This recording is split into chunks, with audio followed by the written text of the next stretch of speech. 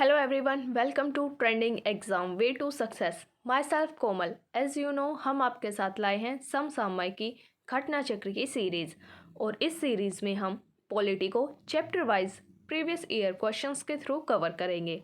आप सभी को पता है कि अभी तक इस सीरीज में हमने पॉलिटी के 20 चैप्टर्स कंप्लीट कर लिए हैं और ये हमारा 21st चैप्टर चल रहा है जिसमें हमने लोकसभा को 3 पार्ट्स में डिवाइड करके पढ़ा है।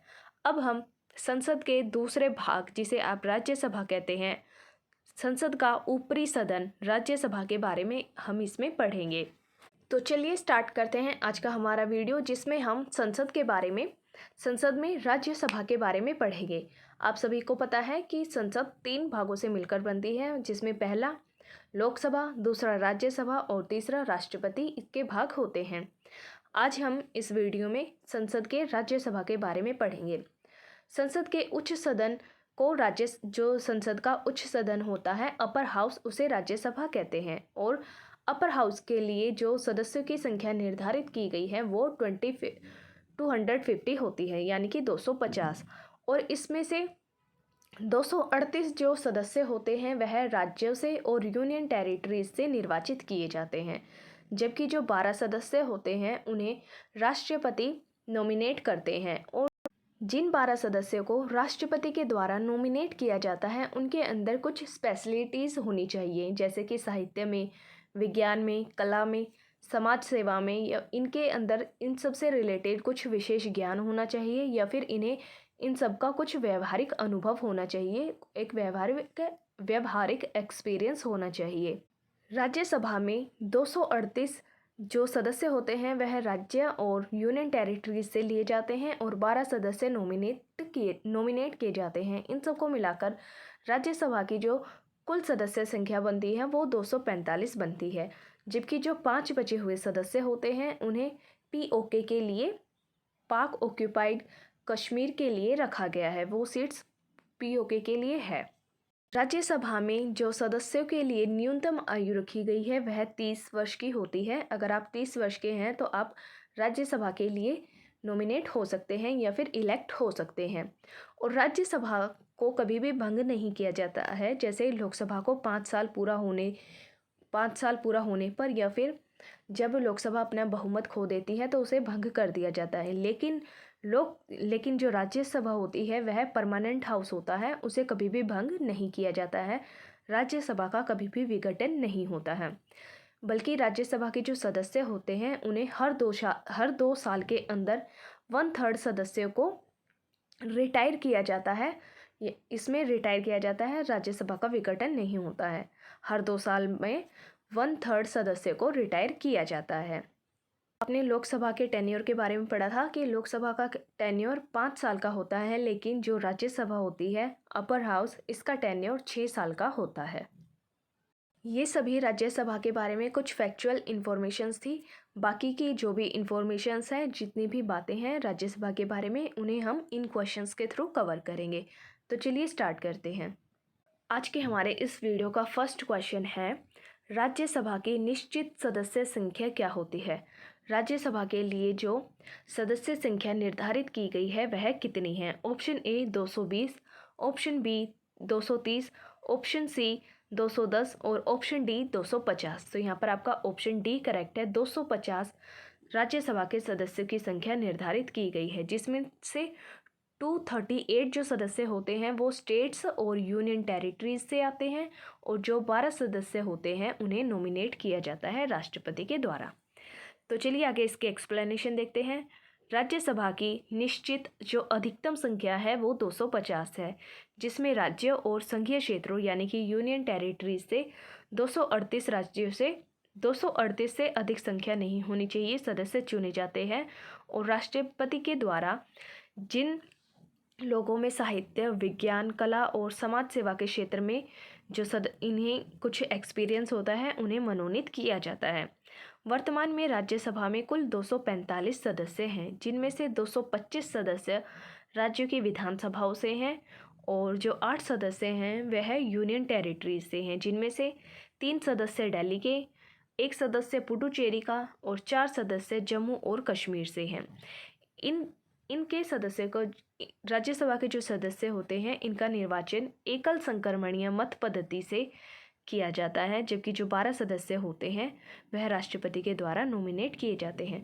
जो 248 सदस्य होते हैं उन्हें निर्वाचित किया जाता है एकल संक्रमणीय मत के द्वारा, और 12 सदस्य को राष्ट्रपति के द्वारा मनोनीत किया जाता है, नॉमिनेट किया जाता है। क्वेश्चन नंबर 2, राज्यसभा में होते हैं, यहाँ पर आपको सदस्यों की संख्या बतानी है कि राज्यसभा में कितने सदस्य होते हैं। ऑप्शन ए 280 सदस्य, जिनमें से 20 सदस्य भारत के राष्ट्रपति के द्वारा मनोनीत किए जाते हैं। तो आपका फर्स्ट ऑप्शन इनकरेक्ट है, क्योंकि 12 सदस्य मनोनीत किए जाते हैं राष्ट्रपति के द्वारा। और ऑप्शन बी में दिया गया है 275 सदस्य, जिनमें से 18 सदस्य भारत के राष्ट्रपति के द्वारा मनोनीत किए जाते हैं। तो आपका ऑप्शन बी भी इनकरेक्ट है। ऑप्शन सी 250 सदस्य होते हैं, जिनमें से 12 सदस्य भारत के राष्ट्रपति के द्वारा मनोनीत किए जाते हैं। तो यहाँ पर आपका ऑप्शन सी बिल्कुल करेक्ट है। राज्यसभा की कुल सदस्य संख्या 250 होती है, जिनमें से 12 सदस्य राष्ट्रपति के द्वारा नॉमिनेट किए जाते हैं और 248 सदस्यों का निर्वाचन किया जाता है स्टेट्स और यूनियन टेरिटरीज से।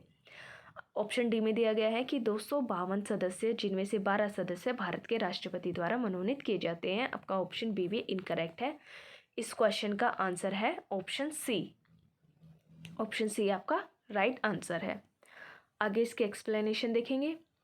संविधान के आर्टिकल 80 क्लोज 1 के सब क्लोज 1 और सब क्लोज 2 के अनुसार राज्य और संघ राज्य क्षेत्रों के 238 से ज़्यादा नहीं होने चाहिए प्रतिनिधियों तथा राष्ट्रपति के द्वारा नाम निर्देशित किए जाते हैं 12 सदस्यों के, जो मिलकर राज्यसभा बनाती है। तो यहाँ पर क्या क्या बोला गया है, आर्टिकल 80 क्लोज 1 सब क्लोज 1 और सब क्लोज 2 में बोला गया है कि राज्य और संघ राज्य क्षेत्रों से 238 सदस्य निर्वाचित किए जाते हैं राज्यसभा के लिए और 12 सदस्य राष्ट्रपति के द्वारा मनोनीत किए जाते हैं। ये सभी मिलकर इन सभी से मिलकर राज्यसभा का निर्माण होता है। आगे बढ़ेंगे क्वेश्चन नंबर 3 की तरफ। राज्यसभा में राज्यों को प्रतिनिधित्व निम्नलिखित में से किस आधार पर दिया जाता है। राज्य यहाँ पर बोला गया है कि जो राज्यों को स्टेट्स को प्रतिनिधित्व दिया जाता है राज्यसभा में, वह किस आधार पर दिया जाता है, उसका बेस क्या है। ऑप्शन ए प्रत्येक राज्य के लिए बराबर है। ऑप्शन बी उनकी जनसंख्या के अनुपात में स्थान दिया जाता है। ऑप्शन सी उनके क्षेत्रफल में अनुपात में स्थान दिया जाता है और ऑप्शन डी उनके राजस्व के अनुपात में स्थान दिया जाता है।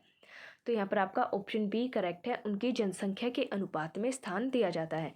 किसी भी राज्य की जितनी ज़्यादा जनसंख्या होगी उस राज्य से उतनी ज़्यादा प्रतिनिधित्व जाएंगे राज्यसभा में। तो जो भी राज्यसभा में चुने जाने के लिए जो आधार होता है, बेस होता है, वो आपकी जनसंख्या होती है। जनसंख्या के अनुपात में स्थान दिया जाता है राज्यों के प्रतिनिधित्व को। आगे बढ़ते हैं, इसके एक्सप्लेनेशन देखेंगे। राज्यसभा में राज्य और संघ राज्य क्षेत्रों को प्रतिनिधित्व उनकी जनसंख्या के अनुपात में दिया जाता है। इस प्रकार किस राज्य से राज्यसभा में कितनी सीटें होंगी, इसका निर्धारण संविधान की चौथी अनुसूची में कर दिया गया है। यहाँ पर बोला गया है कि भारतीय संविधान की जो चौथी अनुसूची है, 4th अनुसूची है, उसमें बताया गया है कि किस राज्य को कितनी सीटें, किस राज्य से राज्यसभा में कितनी सीटें मिलेंगी। क्वेश्चन नंबर 4, निम्नलिखित कथनों पर विचार कीजिए और इनमें से आपको सही कथन बताना है। फर्स्ट, संघ राज्य क्षेत्रों का राज्यसभा में प्रतिनिधित्व नहीं होता है। यहाँ पर क्या बोला गया है कि जो यूनियन टेरिटरीज होती हैं उनका राज्यसभा में कोई प्रतिनिधित्व नहीं होता है। सेकंड में बोला गया है कि निर्वाचन झगड़ों का निर्णय करना मुख्य निर्वाचन आयुक्त के अधिकार क्षेत्र में है।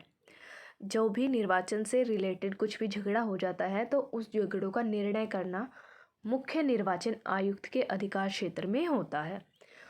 थर्ड में बोला गया है कि भारत के संविधान के अनुसार संसद में केवल लोकसभा और राज्यसभा होती है। जो पार्लियामेंट होती है उसमें केवल राज्यसभा और लोकसभा होती है, ऐसा बोला गया है थर्ड पॉइंट में। तो आपका थर्ड पॉइंट भी गलत है, फर्स्ट भी गलत है और सेकंड भी गलत है। आपके तीनों के तीनों पॉइंट इनकरेक्ट है, इसलिए आपका ऑप्शन डी करेक्ट होगा। इस क्वेश्चन का जो आंसर है आपका ऑप्शन डी है।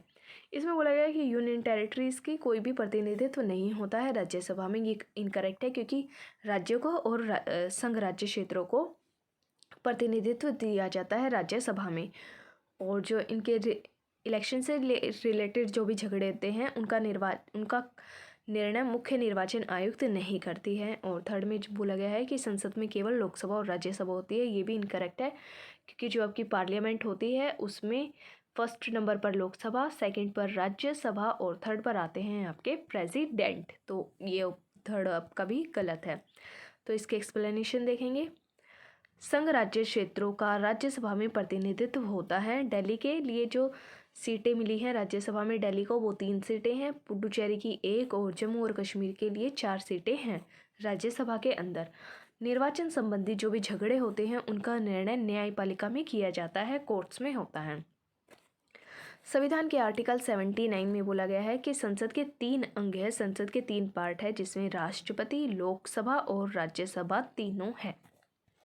क्वेश्चन नंबर 5, राज्यसभा के सदस्य चुने जाते हैं। यहाँ पर आपको बताना है कि जो राज्यसभा के सदस्य होते हैं वह राज्यों से कैसे चुने जाते हैं। ऑप्शन ए, राज्यों की विधानसभाओं के द्वारा, ऑप्शन बी, राज्यों की विधान परिषदों के द्वारा, और ऑप्शन सी, राज्यों की विधानसभा और विधान परिषद दोनों के द्वारा, और ऑप्शन डी, नगर पालिका के सदस्यों एवं ग्राम पंचायतों के सदस्यों के द्वारा।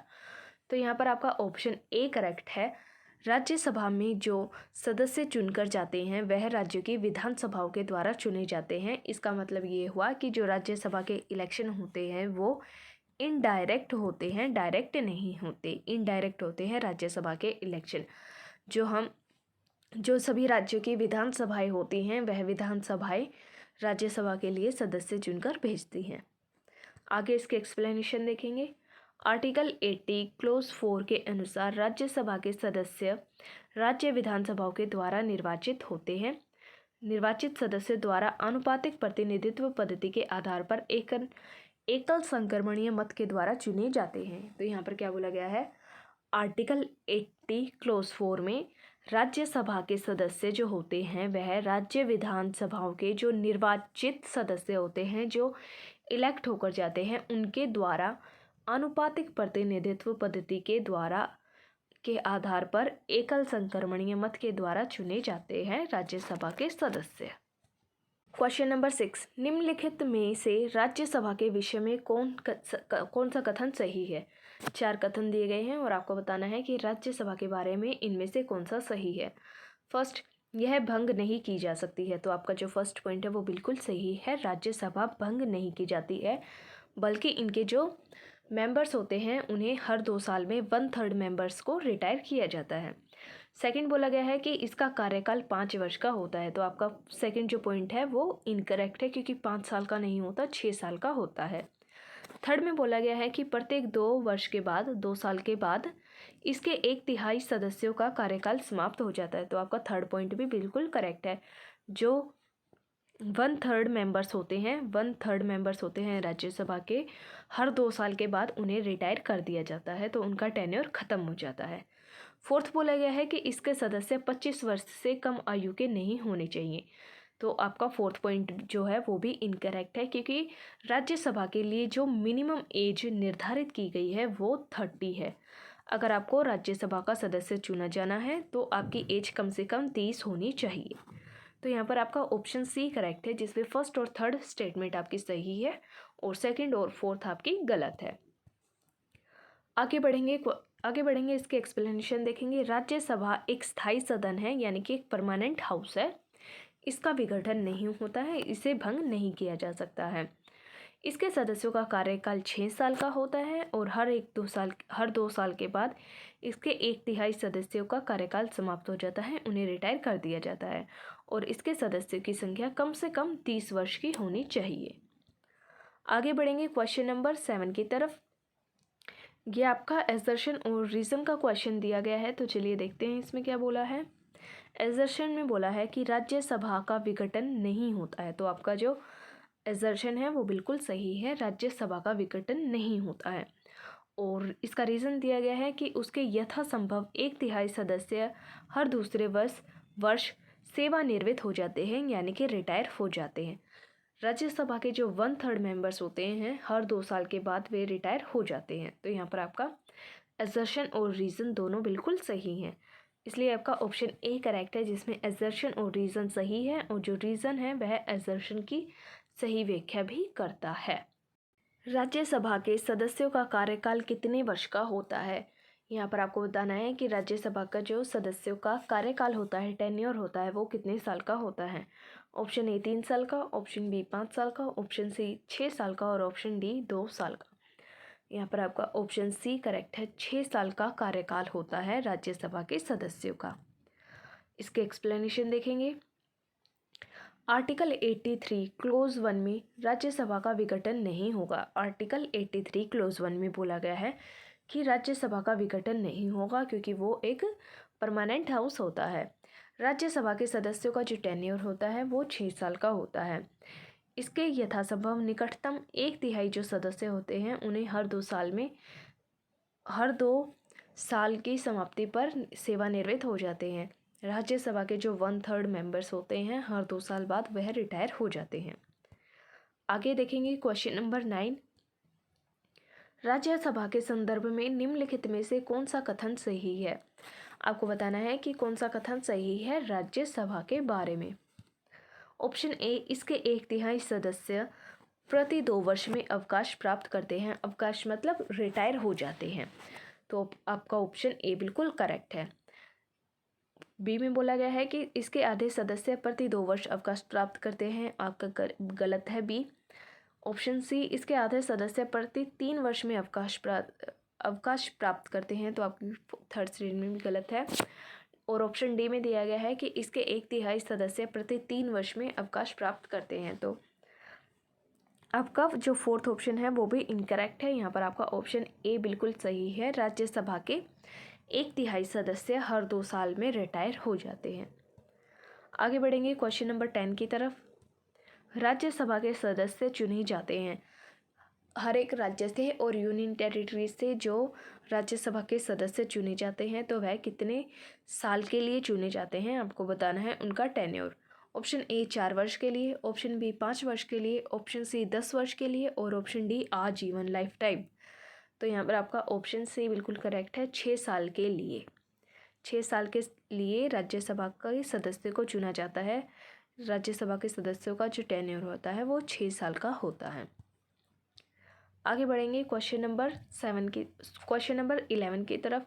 राज्यसभा को स्थायी सदन कहते हैं क्योंकि रीज़न पूछा गया है आपसे कि राज्यसभा को एक परमानेंट हाउस क्यों कहा जाता है। ऑप्शन ए, सभी सदस्य आजीवन सदस्य रहते हैं, कि तो बिल्कुल ही करेक्ट है। आजीवन तो कोई भी सदस्य नहीं रहेगा किसी भी सदन का। ऑप्शन बी, इसे विघटित नहीं किया जा सकता है। ऑप्शन सी, कुछ सदस्य प्रति 2 वर्ष में अवकाश ग्रहण करते हैं। और ऑप्शन डी में बोला गया है बी और सी दोनों सही हैं। तो यहाँ पर आपका ऑप्शन बी करेक्ट है। राज्यसभा का विघटन नहीं होता है बल्कि इनके जो 1/3 सदस्य होते हैं उन्हें हर 2 साल में रिटायर किया जाता है। तो इनमें कुछ सदस्य बचे रह जाते हैं, इसलिए ये बोला जाता है कि राज्यसभा का कभी भी विघटन नहीं होता है। वह परमानेंट हाउस है, स्थायी सदन है।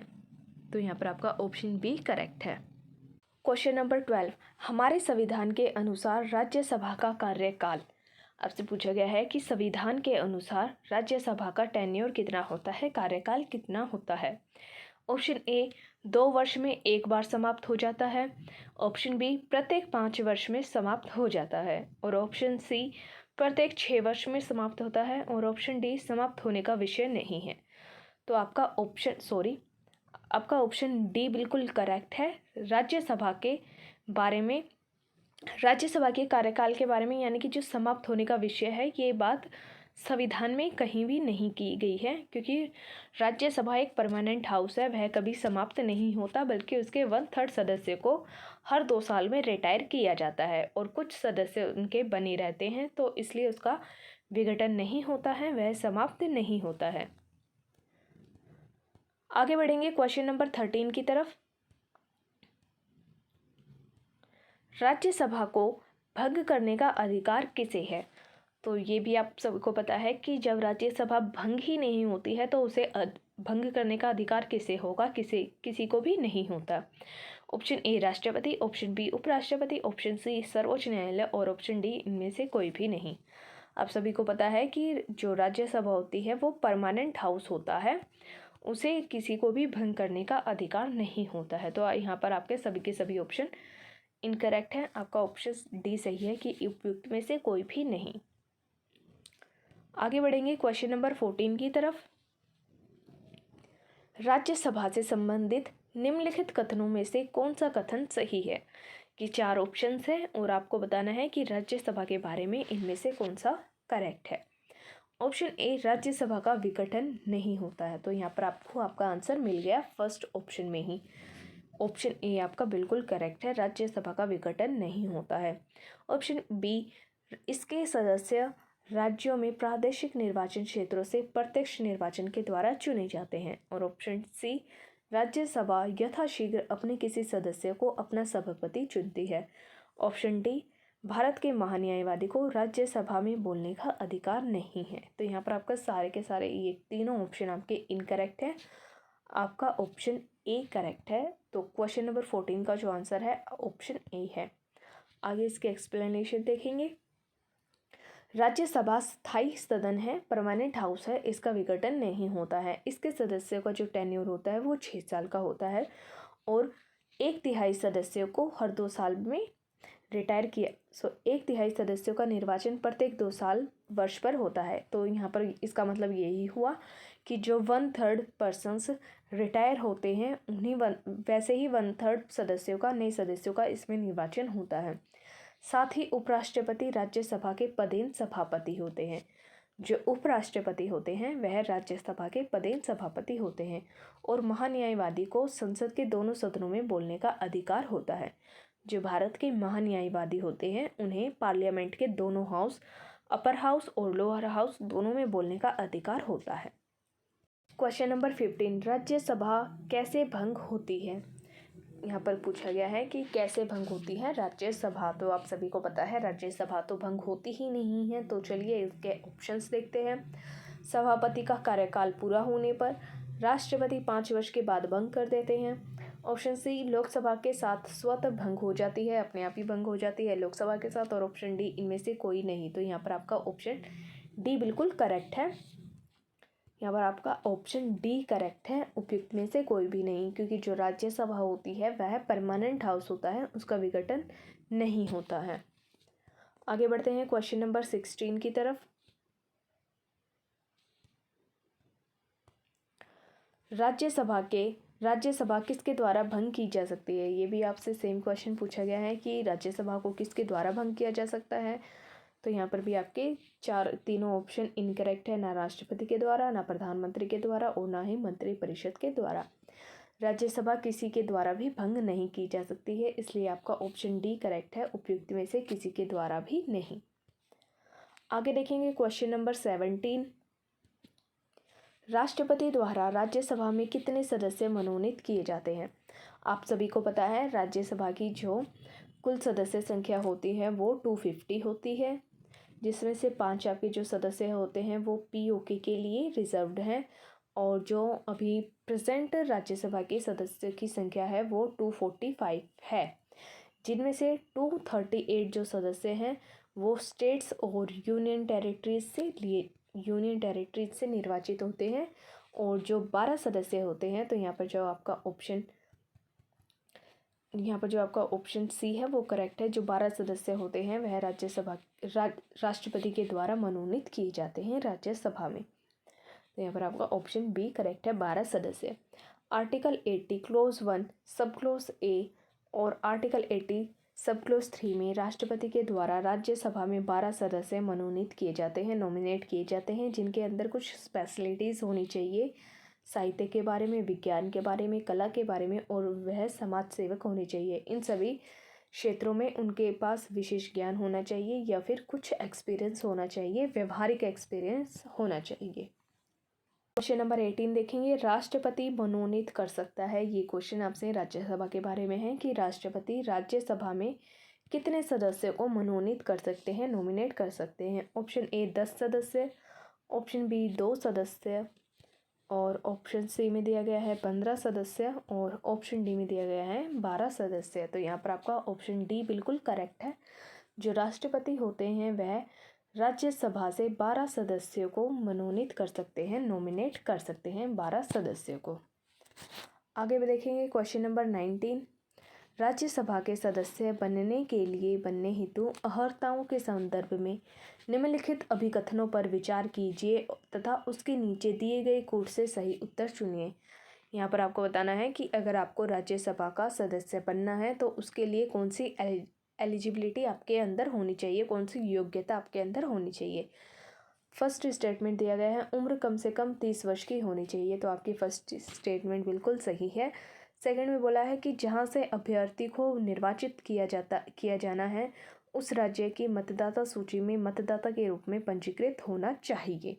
तो यहाँ पर आपका जो सेकंड स्टेटमेंट है वो इनकरेक्ट है, क्योंकि अगर आप उस राज्य के वो नहीं है, मतदाता नहीं है, तो भी आप उस राज्य से राज्यसभा के लिए मनोनीत हो सकते हैं। तो आपकी जो सेकंड स्टेटमेंट है वो इनकरेक्ट है।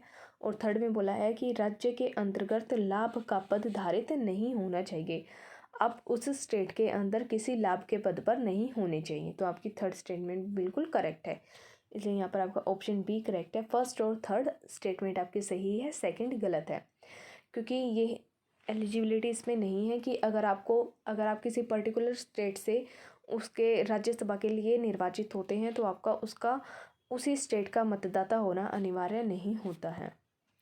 आगे इसके एक्सप्लेनेशन देखेंगे।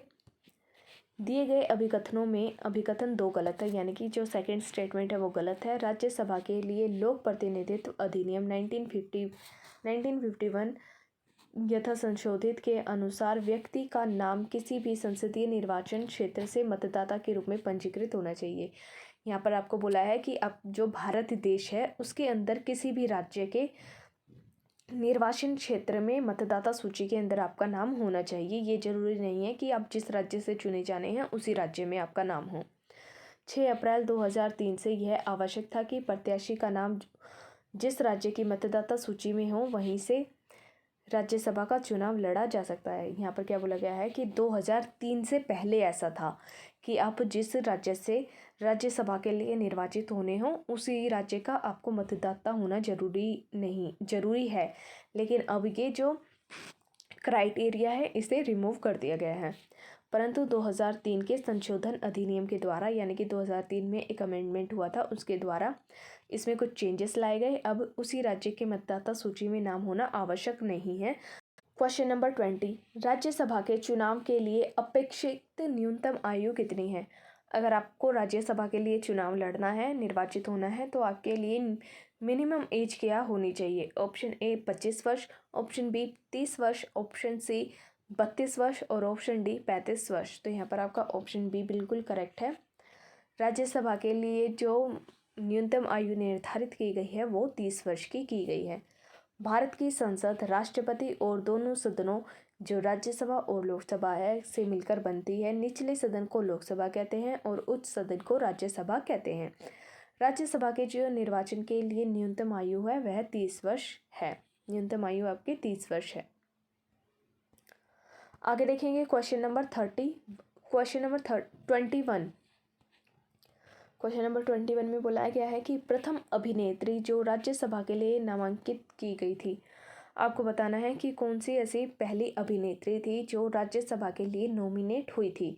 Option A Jayalalithaa, option B Nargis Dutt, option C Vyjayanthimala और ऑप्शन डी देविका रानी। तो यहाँ पर आपका ऑप्शन बी बिल्कुल करेक्ट है। नरगिस दत्त को, जो कि एक फिल्म एक्ट्रेस है, प्रथम अभिनेत्री है जो राज्यसभा के लिए नामांकित नॉमिनेट हुई है।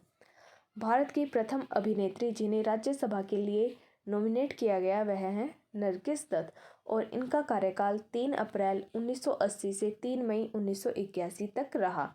जयललिता जयराम AIDMK, जिसे अन्ना द्रविड़ मुनेत्र कड़गम बोला जाता है, कि राज्यसभा सदस्य थी जो 3 अप्रैल 1984 से 28 जनवरी 1989 तक अपने पद पर रही हैं। और वैजयंती माला बाली 27 अगस्त 1993 से 26 अगस्त 1999 तक राज्यसभा के पद के लिए नामांकित की गई थी और देविका रानी चौधरी 1969 में प्रथम दादा साहब फाल्के पुरस्कार प्राप्त करने वाली पहली अभिनेत्री थी। तो जो फर्स्ट दादा साहेब फाल्के पुरस्कार अवार्ड दिया गया था वह देविका रानी चौधरी को दिया गया था 1969 में।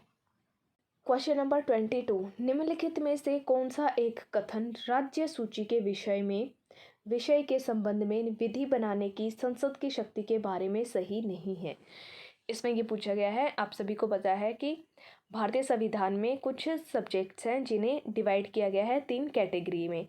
पहला केंद्र सूची, दूसरा राज्य सूची और तीसरा है समवर्ती सूची। जो केंद्र सूची के अंदर जो सब्जेक्ट्स आते हैं उन पर कानून बनाने का जो अधिकार होता है वह केंद्र सरकार का होता है, और राज्य सूची के अंदर जो सब्जेक्ट आते हैं उन पर कानून बनाने का अधिकार राज्य का होता है, और समवर्ती सूची के अंदर जो सब्जेक्ट हैं उन पर कानून बनाने का अधिकार केंद्र और राज्य दोनों को होता है। लेकिन अगर समवर्ती सूची के जो सब्जेक्ट हैं इन पर कानून बनाने में कोई भी विवाद हो जाता है तो जो केंद्र सरकार के कानून होते हैं वह मान्य होते हैं राज्य सरकार के ऊपर। तो इस क्वेश्चन में आपसे पूछा गया है कि जो राज्य सूची के अंदर सब्जेक्ट दिए गए हैं उनमें कानून बनाने की जो पार्लियामेंट की शक्ति है इनमें से कौन सा पॉइंट उसमें सही नहीं है। पार्लियामेंट की शक्ति के बारे में इनमें से कौन सा पॉइंट आपका इनकरेक्ट है, गलत है। ऑप्शन ए, राज्यसभा को घोषित करना होगा कि ऐसा करना राष्ट्रीय हित में है। ऑप्शन बी, राज्यसभा को उपस्थित और मत देने वाले सदस्यों में से कम 2/3 सदस्यों के द्वारा समर्थित संकल्प के द्वारा करना होगा। ऑप्शन सी, ऐसी विधि संपूर्ण भारत या उसके किसी भाग के लिए बनाई जा सकती है। और ऑप्शन डी में दिया गया है कि राज्य सूची में सम्मिलित विषय के संबंध में राष्ट्रीय हित में केवल राज्यसभा बना सकती है। इस ऑप्शन जो फोर्थ है वो आपका इस क्वेश्चन का सही आंसर है, क्योंकि ये जो पार्लियामेंट की शक्ति है वो इनकरेक्ट है। इसमें बोला गया है कि जो राज्य सूची के अंदर सब्जेक्ट्स आते हैं उनमें राष्ट्रीय हित में विधि बनाने का, कानून बनाने का जो अधिकार है वह केवल राज्यसभा को है। तो ये आपका बिल्कुल गलत है। आगे इसकी एक्सप्लेनेशन देखेंगे। संविधान के आर्टिकल 249 के तहत यदि राज्यसभा अपने उपस्थित और मत देने वाले सदस्यों के कम से कम 2/3 बहुमत से ऐसा संकल्प पारित करे कि राज्य सूची के विषय पर विधि बनाना राष्ट्रीय हित में है, आवश्यक है, तो संसद उस विषय पर विधि बना सकती है, और साथ ही ऐसी विधि संपूर्ण भारत या उसके किसी भाग के लिए बनाई जा सकती है। राज्य सूची में सम्मिलित राज्य सूची के अंदर में जो भी सब्जेक्ट आते हैं पर राष्ट्रीय हित में विधि राज्यसभा द्वारा प्रस्तावित पारित होने के उपरांत संसद के द्वारा बनाई जाती है, न कि केवल राज्यसभा के द्वारा। इसलिए आपका ऑप्शन डी इनकरेक्ट है। बाकी जो 3 ऑप्शंस हैं वो आपके बिल्कुल सही हैं। क्वेश्चन नंबर 23, राष्ट्रीय हित में भारत की संसद राज्य सूची के किसी भी विषय पर विधिक शक्ति प्राप्त कर लेती है यदि इसके लिए एक संकल्प, यहाँ पर आपको बोला गया है कि राष्ट्र के हित में हो तो भारत की जो संसद है वह राज्य सूची के अंडर जो सब्जेक्ट आते हैं उन पर भी कानून बनाने का अधिकार प्राप्त कर लेती है। अगर कुछ संकल्प पारित किया जाए तो वह जो संकल्प पारित किया जाता है वह किसके द्वारा किया जाता है, इस क्वेश्चन में आपसे ये पूछा गया है। ऑप्शन ए, लोकसभा द्वारा अपनी संपूर्ण सदस्यता के साधारण बहुमत से पारित कर लिया जाए तो। ऑप्शन बी, लोकसभा के द्वारा अपनी संपूर्ण सदस्य संख्या के कम से कम 2/3 बहुमत से पारित कर लिया जाए तो।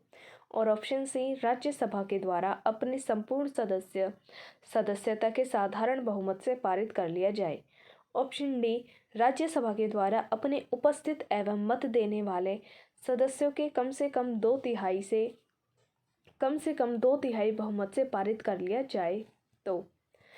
यहाँ पर आपसे पूछा गया था कि अगर राष्ट्रीय हित में जरूरी होता है तो जो संसद होती है उसे राज्य सूची के अंदर जो विषय आते हैं उन पर भी कानून बनाने का अधिकार प्राप्त हो जाता है अगर राज्यसभा अपने जितने भी उपस्थित सदस्य होते हैं और जितने भी वोट देने वाले सदस्य होते हैं उनके कम से कम 2/3 2/3 मेजोरिटी से एक संकल्प पारित करे तो संसद को ये अधिकार प्राप्त हो जाता है कि वह राष्ट्रीय हित में राज्य सूची के अंडर जो सब्जेक्ट आते हैं उन पर भी कानून बना सकती हैं।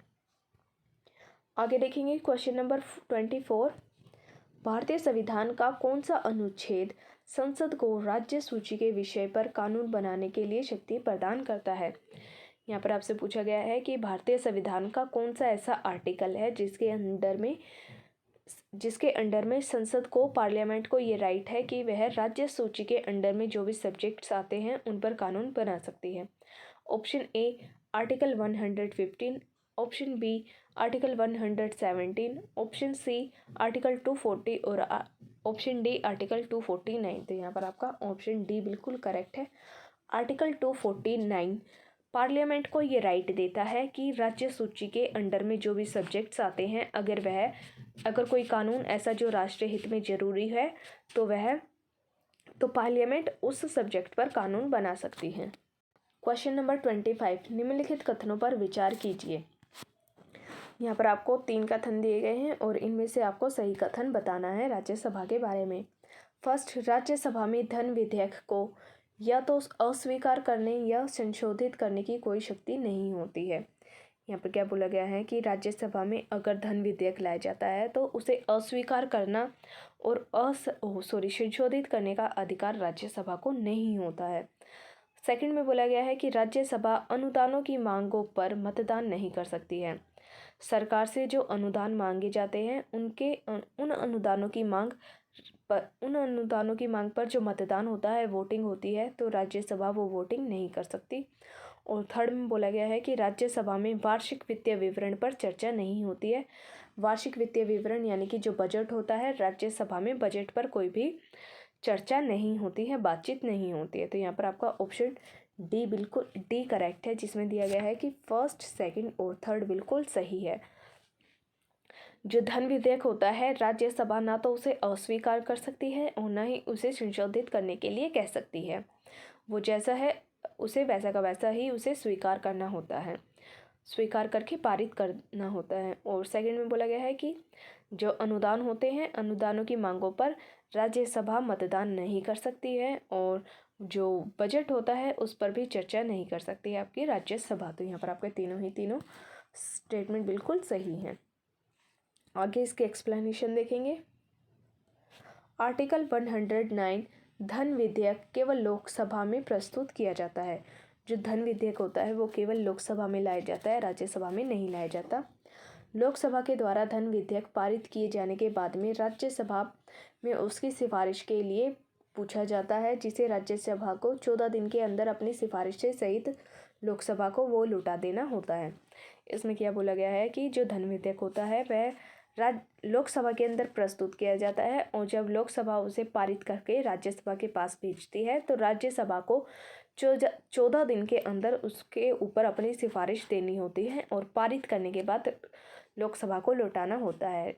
राज्यसभा इसमें ना तो संशोधन कर सकती है ना ही इसे अस्वीकार कर सकती है, परंतु लोकसभा राज्यसभा की किसी भी सिफारिश को मानने या ना मानने के लिए स्वतंत्र है। अगर राज्यसभा धन विधेयक के ऊपर कोई सिफारिश देती है तो लोकसभा स्वतंत्र होती है कि वह उन सिफारिशों को माने या ना माने। यदि राज्यसभा 14 दिन के अंदर धन विधेयक को लोकसभा को वापस नहीं करती है तो उसे उसी रूप में दोनों सदनों के द्वारा पारित मान लिया जाता है। तो यहाँ पर आपको बताया गया है कि धन विधेयक के ऊपर जो राज्यसभा की पावर होती है वो बिल्कुल नील होती है, कुछ भी नहीं होती है। अगर राज्यसभा 14 दिन के अंदर धन विधेयक को लोकसभा को वापस नहीं लौटाती है तो भी इसे पास मान लिया जाता है, उसकी मंजूरी की कोई इतनी इम्पोर्टेंस नहीं होती।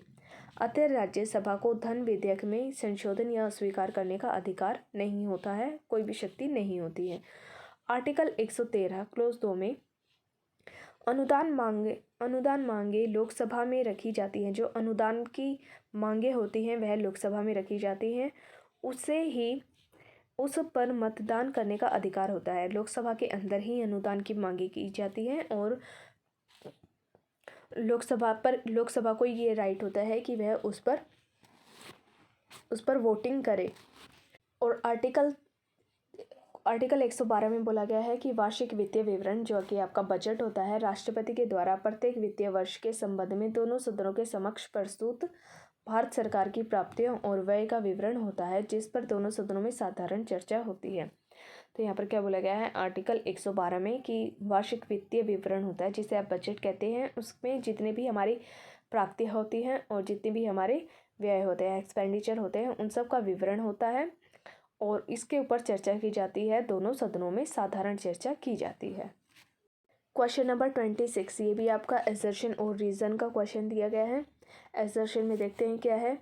किसी धन विधेयक के लोकसभा के द्वारा पारित किए जाने और राज्यसभा को पारीक्षित किए जाने के बाद में, यानी कि पारित किए जाने के बाद में राज्यसभा की सिफारिशें लोकसभा के द्वारा सिफारिशों की प्राप्ति के 14 दिन के बाद 14 दिन के अंदर अनिवार्यता स्वीकार की जानी चाहिए होती हैं और तत्पश्चात उन्हें विधेयक में अंगीकृत किया जाता है।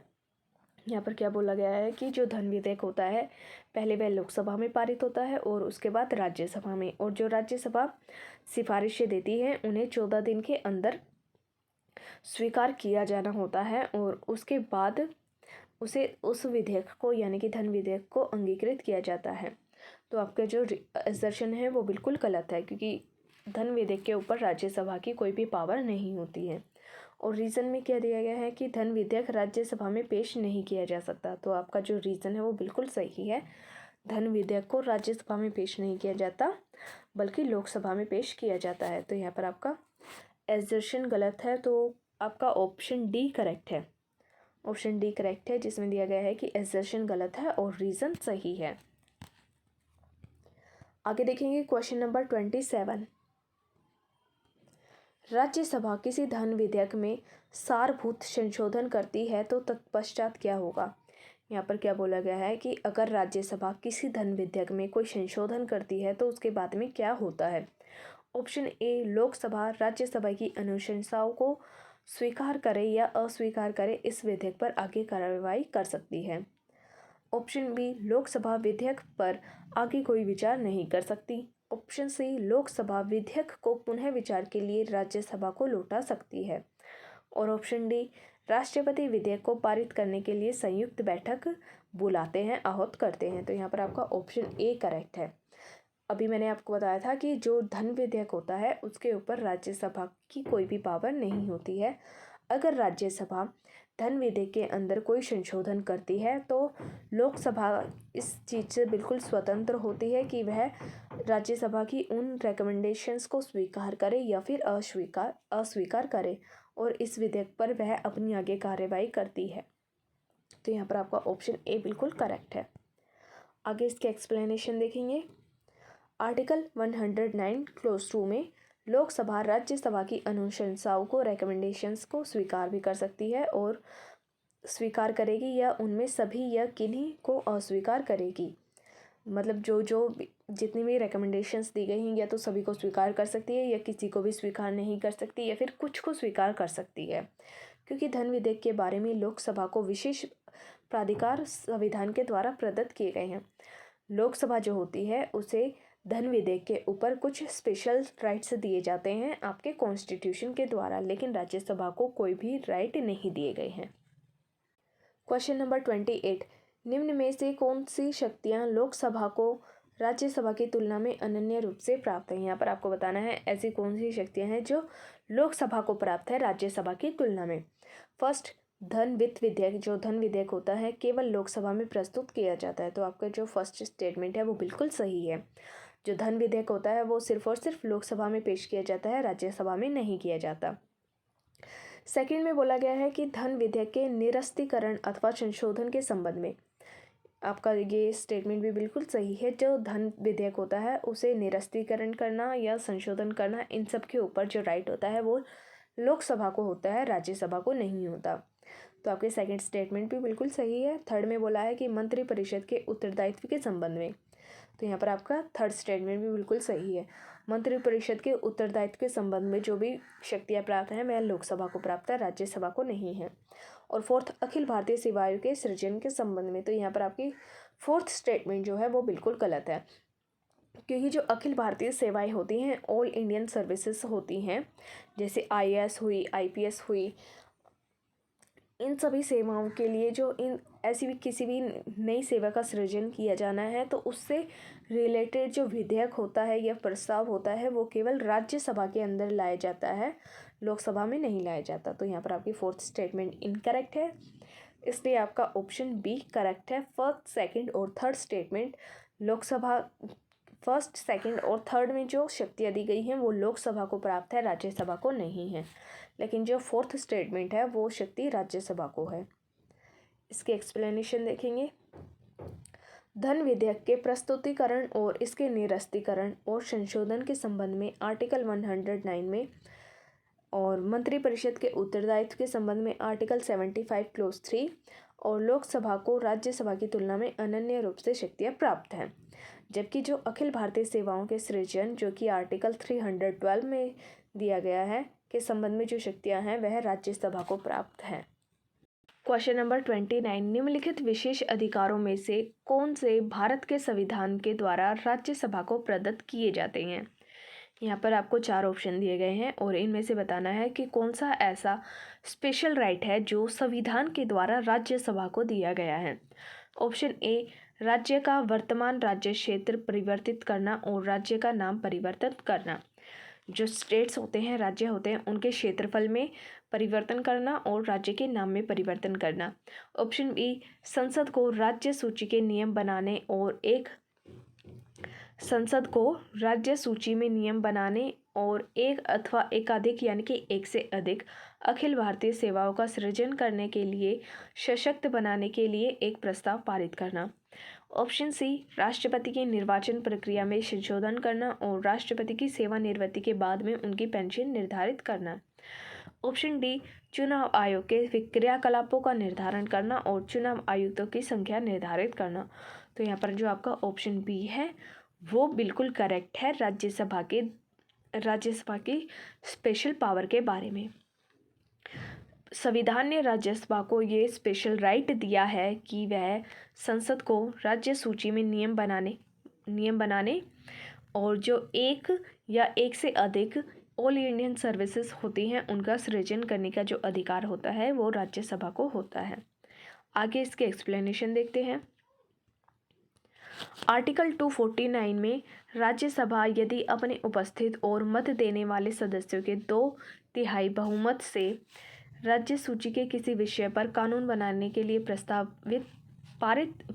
पारित कर दे तो संसद उस पर कानून बना सकती है। इसका मतलब ये हुआ कि आर्टिकल 249 में बोला गया है कि राज्यसभा में जितने भी प्रेजेंट मेंबर होते हैं और जितने भी वोट देने वाले मेंबर होते हैं उन सबके 2/3 बहुमत से अगर राज्यसभा ये प्रस्ताव पारित कर दे कि कोई ऐसा कानून है जो बहुत ही ज़रूरी है तो उस पर संसद कानून बना सकती है। और इसी प्रकार यदि राज्यसभा आर्टिकल 312 के तहत अखिल भारतीय सेवाओं की स्थापना जिसमें न्यायिक सेवा भी शामिल है के लिए यदि उपस्थित और मत देने वाले सदस्यों में से 2/3 सदस्यों के समर्थन से संकल्प पारित कर दे तो संसद ऐसी सेवा या सेवाओं की स्थापना कर सकेगी। आर्टिकल 312 में ये बोला गया है कि राज्यसभा अपने उपस्थित और मत देने वाले सदस्यों के 2/3 बहुमत से ये समर्थन में संकल्प पारित कर दे कि कोई नई अखिल भारतीय सेवा की स्थापना की जानी चाहिए तो संसद ऐसा करती है। क्वेश्चन नंबर 30, भारतीय संविधान के अंतर्गत निम्नलिखित में से कौन सा अनुच्छेद संसद को राज्य सूची के विषय में संबंध बनाने में विधि बनाने की शक्ति प्रदान करता है। यहाँ पर आपको बताना है कि कौन सा ऐसा आर्टिकल है जो राज्य को ये पावर देता है कि वह अपने उपस्थित और मत देने वाले जितने भी सदस्य होते हैं उनकी 2/3 बहुमत से अगर कोई संकल्प पारित कर दे कि कोई भी ऐसा कानून जो बनाना आवश्यक है जनता के हित में तो संसद उस पर कानून बना सकती है। तो वो आर्टिकल है आपका आर्टिकल 249। तो यहाँ पर आपका ऑप्शन डी बिल्कुल करेक्ट है, आर्टिकल 249। तो चलिए दोस्तों इस चैप्टर को हम यहीं पर फिनिश करते हैं, यानी कि इस चैप्टर में हम इतने ही क्वेश्चंस करेंगे। जो आगे के क्वेश्चंस हैं उन्हें हम नेक्स्ट वीडियो में करेंगे राज्यसभा के सेकंड पार्ट में। अगर आपको यहाँ तक कोई भी प्रॉब्लम आई हो, कोई भी डाउट हो तो आप उसे कमेंट सेक्शन में पूछ सकते हैं और अगर आपको वीडियो अच्छे से समझ में आया हो तो प्लीज़ वीडियो को लाइक करें, शेयर करें। Thank you.